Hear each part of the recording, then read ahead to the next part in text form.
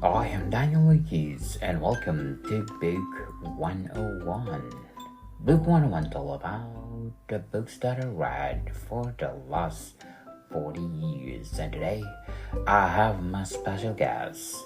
He is the author of several books, Snow Island, Mr. Sean B.W. Parker.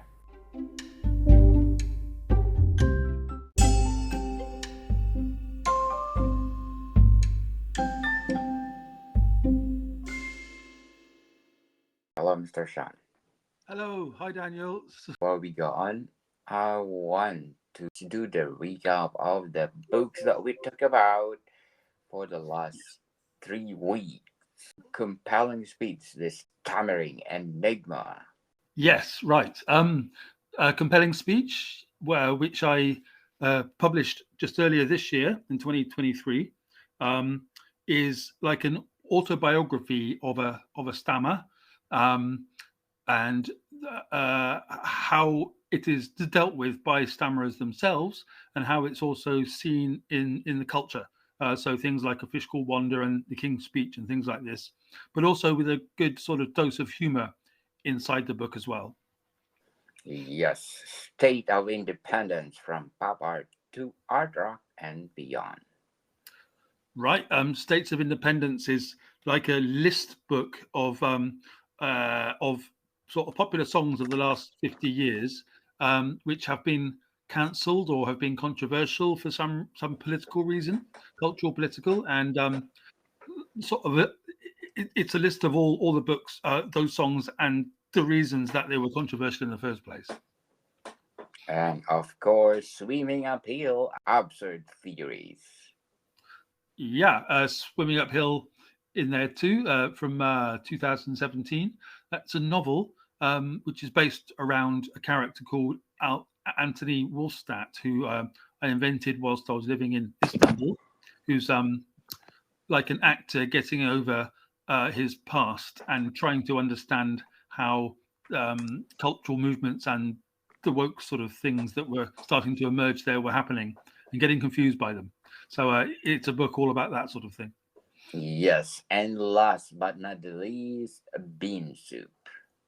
Yeah, Bean Soup is a very slim and interesting little book. It's a collection of sort of poetry and plays and cultural observations of me and others with photos in it. It's an illustrated book, and it's a book from the middle of a nervous breakdown, basically. And anybody who starts to read it will understand that. And it's about all kinds of issues going on in England at the time of 2018. Yeah, basically. Okay, Mr. Sean, what will be our topic today? Today is my 2015 book, which was my second book, called Genuflecting Before the Pork Barrel Demagogues. It's not easy to say. And yeah, so that was my second one. And it's an explicitly sort of political book about the situation at the time of the world leaders like Mr.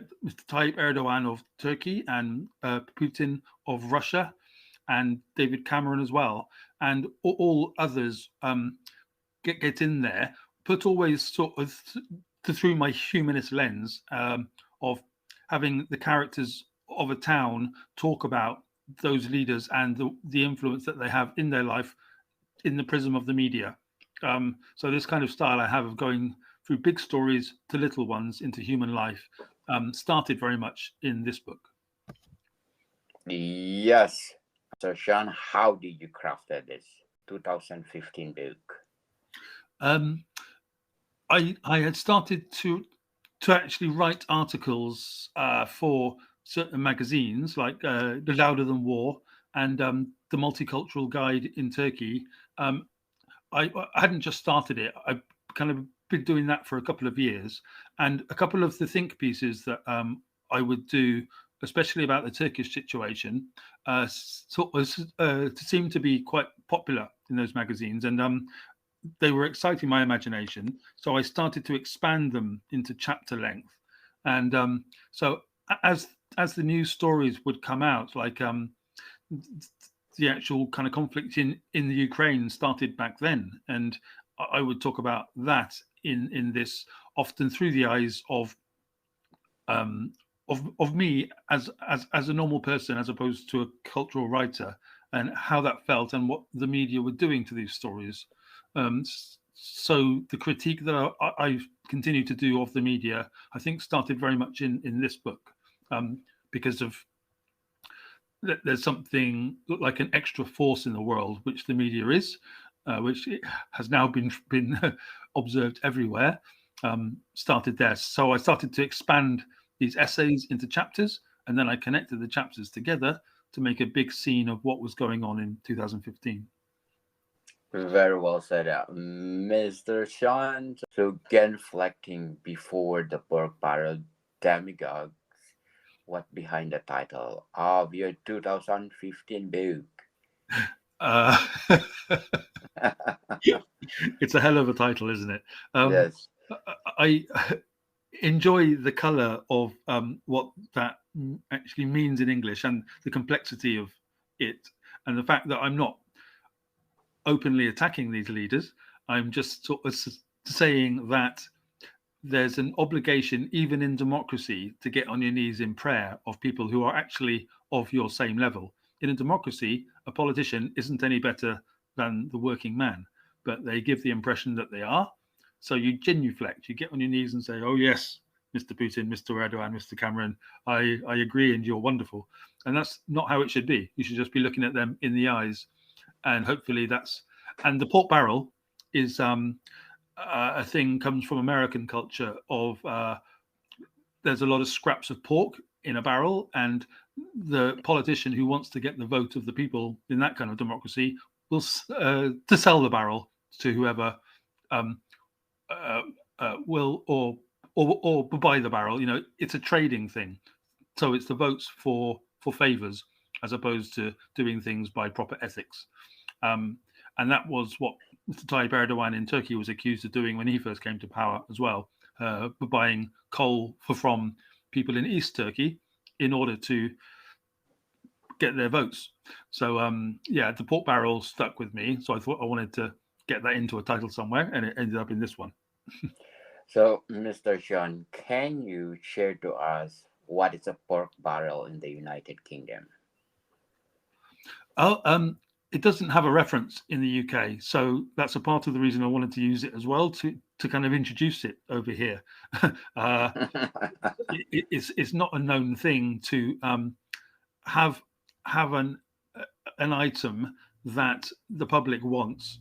So then you can say, well, you can have it if you vote for me. So that it's like a way of buying democracy, basically, isn't it? So it's a metaphor for that, because we don't have such things as pork barrels. We have pork kind of corners of supermarkets, which you don't have to buy for democratic votes. But I hope people get the reference if they investigate. What is the flaws? The flaws in the book. Yes. Uh, all of my books are so full of flaws. It's impossible to actually answer that question. But whose aren't? You know, whose aren't? But I guess a reader coming to it, if they're expecting a very heavy academic book about politics, they're not going to get it, because I always put it through a humanist and humorous lens. And if a person's coming to it expecting just comedy, they're not going to like it, because it's not just that. It's got both of those things going on, and that's my style. And it's not for everyone. So it has humor, it has politics, but I don't always go into deep quotes or anything like that. I do that in other places. Very well said, Mr. Chan. So, if you want to go back and revise the book itself, which part of the book do you want to revise? Well, talked to you about before. Once the book is done, it's done, and to go back and to look at something that I did now 8 years ago would be pointless. So I wouldn't change anything. It's of its time. It's the political person that I was then, quite angry at what was going on with the media and politics. And I'm just a bit older now, so I express it in different ways and a bit more with a bit more artistry. I think it's quite an angry book for me, I suppose, that one. As I got used to England after being in Turkey and understanding that things weren't that different after all. Is there a follow-up for this book?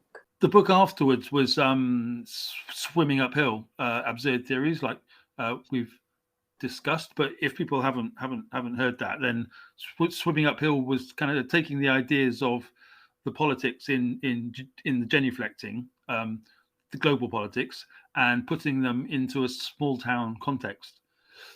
So in a sense, kind of every book that I do next is a follow up to the last one. There's always a connection to the last thing.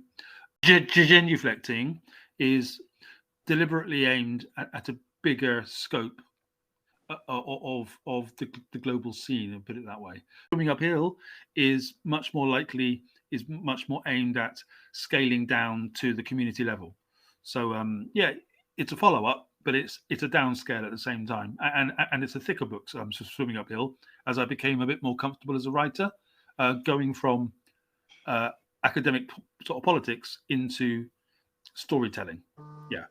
So, Mr. Sean, do you think did you miss something to be included? For sure.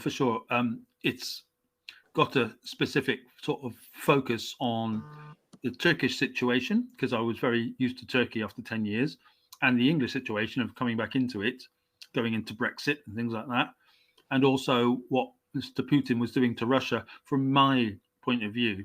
And that's just the three big world leaders, right? So there's many more. Xi in China and all over the rest of the world. But I wasn't going to do a book that talked about all of the world leaders from an armchair position. It's not. It's a bit, that's an ambition that's a bit kind of past my abilities. So could have has there been stuff left out? Yes, because I'm talking about politics, so there's always going to be things left out. But I'm still quite happy with it, even though, as I say, it's 8 years later. Okay, 8 years later, Mr. Sean, because there's a lot things happened right now. Would you like to do amendments for this book? In the sense that it's a time-stamped book, I don't think it would be a very good idea, because it's the person that I was then, sort of looking at the politics as they were then. So to come back now would be a person 8 years later going back and kind of trying to revise what's happened then. And as I'm against the concept of the revision in art very much, I don't agree with going back on historical books and kind of sort of changing what's happened in that book according to your morality now. I think that's a real enemy of art. So I couldn't apply that thing to myself as well. And also, each time you change an artistic product from the past, it gets a little bit less. It's the remixing principle. If you remix and remix and remix, like a song or a recipe, you get it isn't the pure thing that was created in the first place with whatever that intention was at that time. So I'm a bit of an existentialist when it comes to the art. There it is, bang it out, good or bad, and probably kind of leave it in that place is the approach I come from. Yeah. Okay, Mr. Sean, can you describe the research process of this book? It was born of just the reactions to the news that we were receiving online at that time. The newspapers themselves were starting to die. They're almost completely dead now, but they were starting to die then. And I was recognizing that and trying to understand the tension between the print media and the online media, and how that was being reflected in the competition for clicks. And I'm like, well, this isn't going to get any better, because all that's going to happen is that the news itself is going to get more salacious and controversial, not because what's happening is salacious or more controversial, but because they're competing with each other. And I could spot this. And so I would talk about what these the presidents were up to, whilst also saying all that matters is spin. And the person that taught us that first was Mr. Tony Blair in the 90s. So I was bringing that thinking up to what was happening in 2015 when Mr. Trump was about to be elected and the Brexit thing was happening here, and we had the referendum, and it was political chaos at that time actually. Um, and but the tech is actually even more interesting than the politics themselves, and I started to explore that in this book. Yeah. Very well said, Mr. Sean. But before we go on, I want to shout out to the people listening. According to my ranking tops in the last 30 days, in Zambia, I got number 7 on the Apple chart, Qatar at number 29, Oman at number 33, Slovenia at number 45, Pakistan at number 48, Nigeria at number 69, United Republic of Tanzania at number 25, Jordan at number 63, and Canada at number 86, Slovenia at number 96, Nigeria at number 69, Colombia at 115, Zimbabwe at 130, Egypt at 136, Indonesia in 158, South Africa in 182, Norway at 183, and last but not the least, Belgium at 234. Thank you so much for supporting this podcast, because this podcast is created to empower writers all over the world like Mr. Sean B.W. Parker. So, Mr. Sean, how do you deal with the writer's block? That was an amazing little tour of the world you just gave us there. I was going through all those countries in my head, Gambia and Tanzania and all those. Brilliant. Belgium. Hello, Yes. Belgium. Anyway, writer's block. The other writers hate it when I say this. They get really sort of pissy with me, but I don't get writer's block. I just start to write anything on a page, just a sentence about the day, and then before I know it, my subconscious has gripped onto whatever word I've put, and it's starting to write. So I let go quite quickly, and before you know it, there's something happening. So thank goodness I'm not. I just don't get it. I don't get the writer's block, and but I know that others do, and I feel bad for them. But also, what can you do about something you don't feel bad about? I have some empathy, but I just got to get on with my own craft. I don't get it, Daniel. Very well said, Mr. Sean. How do you feel your personal experiences have shaped your writing? Oh, blimey. Well, yeah, hugely. I a bit actually more than I'm comfortable with. I've had a colourful life. I've done all kinds of things, and all kinds of things have happened to me. And an artist puts all those experiences into what they make, and be that the writing or the music or art, because I do all these things. But when it comes to the books, you're able to flesh out a situation into a book, into a chapter, and then into a story. And if that's an issue in society, like has happened to me, then you're able to kind of riff on that subject over time. And also, if it's a thing like stammering, where it's a part of you since a child, then it's like a thing that you can exploit as the comfort comes of your own understanding of something. So over time, you start to become an expert by accident, and eventually you go, well, then I can help other people, because they're curious about how you've handled it, or how you have your unique perspective on something. I've had lots of things happen, and everyone says to me, "You're a very positive person," and I am. But that's because of the creative process, because of being able to put all these things out there into art.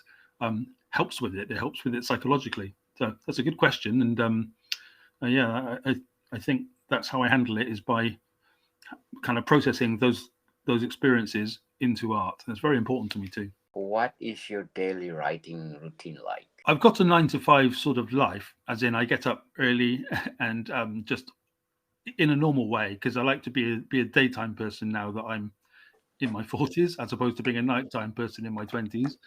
As some of us did and do. But now I do like the fresh morning and to have a normal breakfast and coffee and doing a normal life. And but because I am very self kind of operative, I have to answer emails in the morning and talk to various people in the media, all that kind of thing, doing the editor things that I do up until lunchtime.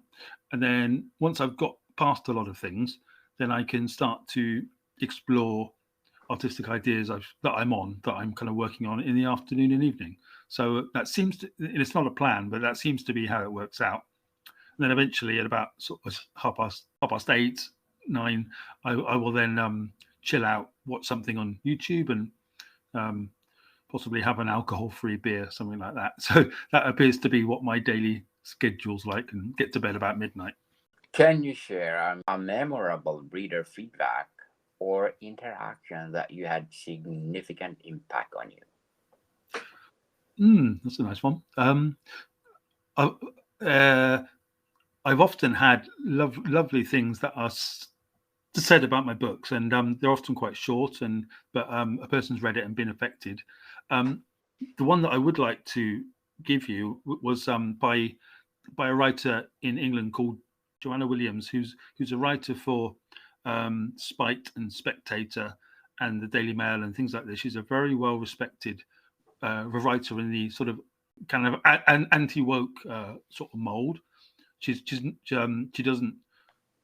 do nonsense, and but her son has or had a stammer, and so after reading Compelling Speech, she did a little review of it on her reading list and gave that to her supporters, who are many. So she did a little review of it, and it was a very, very cool review where she said that there wasn't any self-pity in the book, and it was just a description of the life with a stammer and how it's a way of not accepting other people's forcing of what you should be when it comes to disability. So I quite liked that, because that was the idea of Compelling Speech. We're talking about that book again now quickly, but that was the best bit of feedback that I've had, happened to be from the last book I wrote, which was that review, because it was very important. It's a very big deal to get a review from Joanna, so I was delighted, basically. Yes, indeed. What's one theme or message you hope readers will take away from all your books? I suppose that the person that's writing them, me, is just like your earlier question about what in your life, how does that affect the work? I use the books and the English language as a prism for impressions and feelings, and put it out there into little turns of phrase that will involve other people who love the English language, whichever country they're from. I don't think it's particularly kind of referential to England, though I do write about English issues quite a bit because I'm here and it kind of makes sense. But anybody who loves English will be able to get into a paragraph of mine and have a good time. Hopefully what I achieve in my books. Yeah. Definitely, Mr. Chen. So how have your previous works influenced? The only book coming before that was Salt in the Milk, 10 Years in Istanbul, which was 2014. So that was my first actual book after doing a lot of articles and things. So that was the predecessor going into this one. So I'd learnt from Salt in the Milk what I didn't want to do next time, which was have it to be a collection of writings, which is what Salt in the Milk is, into being a bit more of a narrative about contemporary politics, which is what Genuflecting is. So each time I do something, I attempt to steer it to do something new, but also to learn from the thing before. And there's also a couple of kind of albums that I'd actually released before all these books, like 6 or 7 albums. So all of the musical things that I do in lyrics, which is not that different from writing, is it? I mean, it is writing, comes into it as well, but because the lyrics are very impressionistic and very about emotions, not about politics,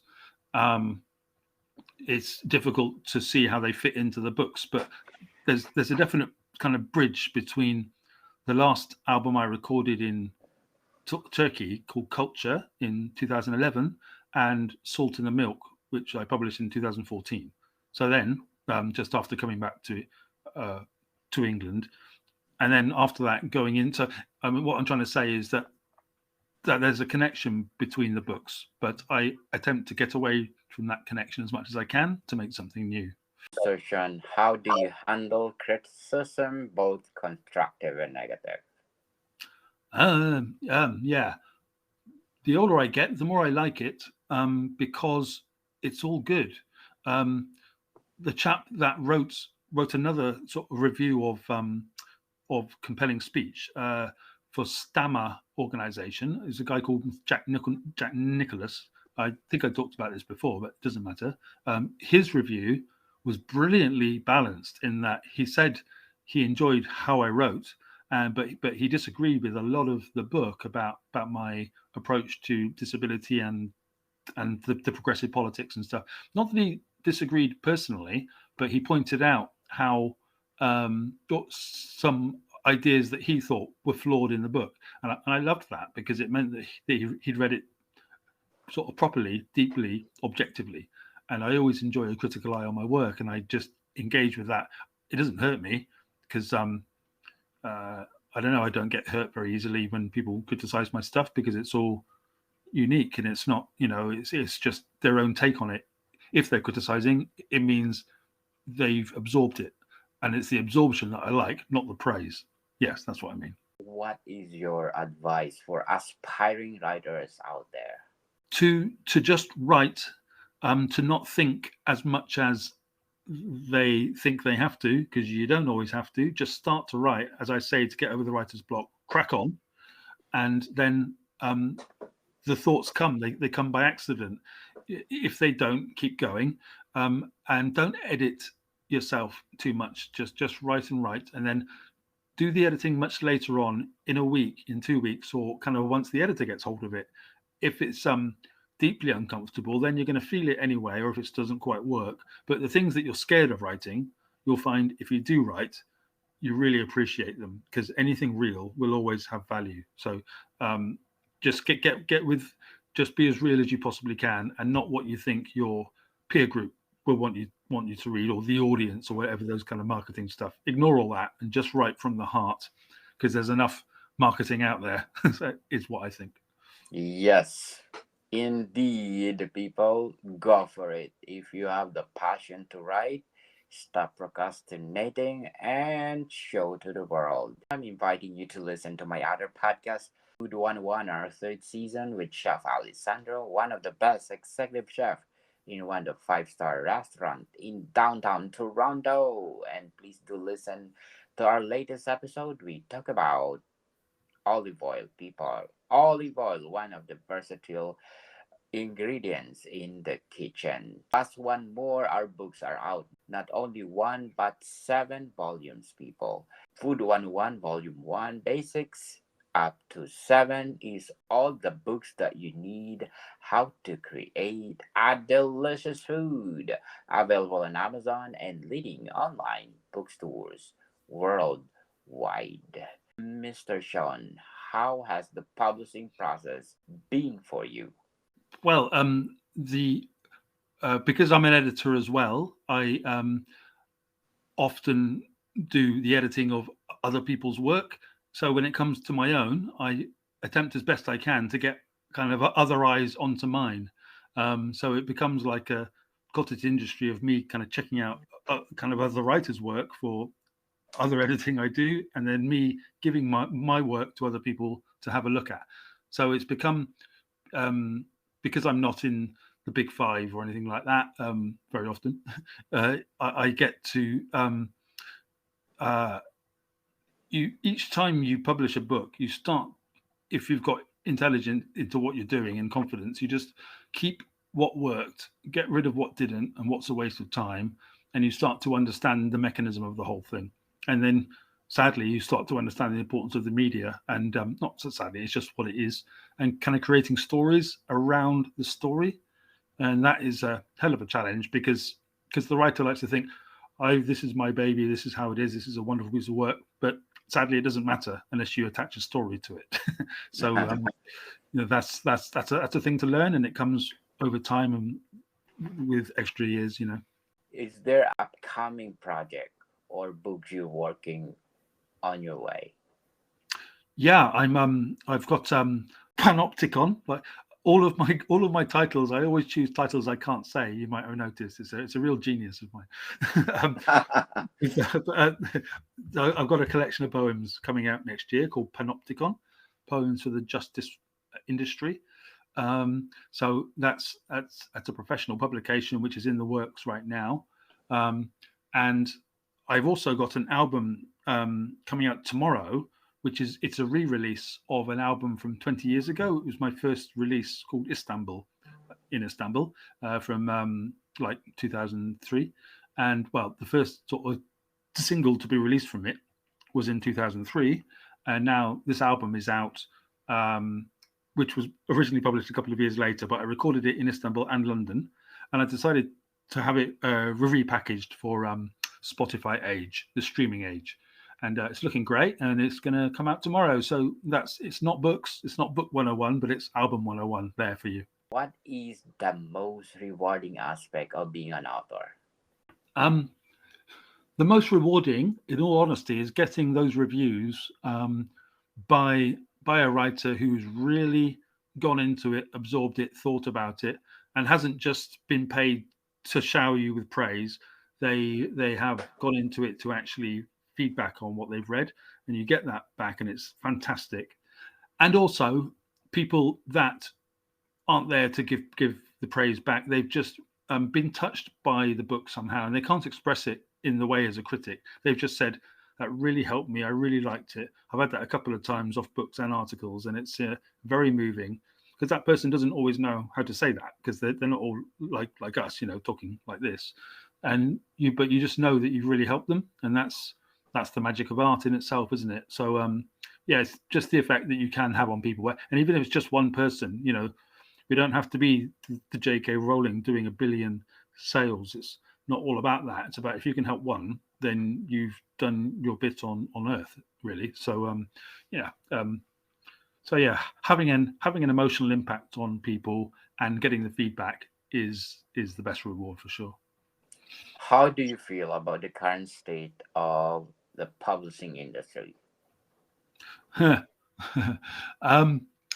Well, how I feel about the state of the publishing industry is also how I feel about the state of identity politics, which is not great. I think identity politics is responsible for lots and lots of serious problems with cancel culture. People, I don't know how to put this too politely, so I'll just put it honestly. Lots of people who are white or male don't get published anymore because of having the wrong skin color or chromosomes, because of those things, and it's because of historical patriarchy, as they say, etc., etc. I write quite openly about this now because it's so obvious in culture. All the awards are won by non-white people and non-males, females, trans, and these things are. I know it's not a very right on thing to say, and the publishing industry is very right on. So, but I'm a bit more objective than that, and I'm hoping for a bit more balance to return to publishing and all the arts as well. It's a very, very woke place, and the problem is with woke is that it had good intentions, but it's gone to an almost authoritarian place now, where people like me don't get published by the big five, even if they've written a work of staggering genius. So I'm part of the voices against that sort of thing. Bit controversial, but there we go. If you go back and give advice to yourself when you were first starting out as a writer, what would it be? Just to not kind of edit yourself too much, and as I said earlier, and also it's all right to copy, but because that's a good way to learn. Like, if as a young musician or a young artist of any kind or writer, you tend to emulate, to try to find your own style. And I used to think that style was then it. That's what I did, and I didn't kind of understand until much later. I was basically copying. And once you once you internalize that copying, as in then it becomes just a really powerful influence, and that's a positive thing. Then you get past copying and into your own voice. Would I give him any advice? I don't think so, because sort of just in the same way as the revisionism, um, he's doing what he was doing then because he had to do what he did then, and that's absolutely fine. So it's just different parts of life. Just keep going.